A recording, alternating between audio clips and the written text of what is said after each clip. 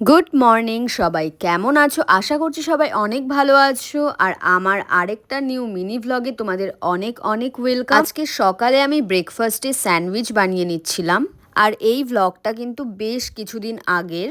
তো দেখো, তোমাদের সাথে কথা বলতে বলতে এদিকে আমার স্যান্ডউইচও রেডি হয়ে গেছে। তো আমি আর বোন এদিকে ব্রেকফাস্ট করতেও বসে পড়ি। তারপর আমি একটু বেরিয়েছিলাম মার্কেটে, আমার একটা কাজ ছিল। এখন তো ইন্টারনেটে কোরিয়ান মাস্কগুলো ভীষণ ভাইরাল, তাই জন্য দেরি না করে আমি অর্ডার করে নিয়েছিলাম বায়োডেন্সের এই কোলাজেন মাস্ক। আর তোমরা এটা পারচেস করতে চাইলে ফ্লিপকার্টে এটা অ্যাভেলেবল। তোমরা চাইলে এটা 2-3 ঘন্টাও রাখতে পারো, আবার ওভারনাইটও রেখে দিতে পারো। আমি তো এটা ওভারনাইটই রেখেছিলাম।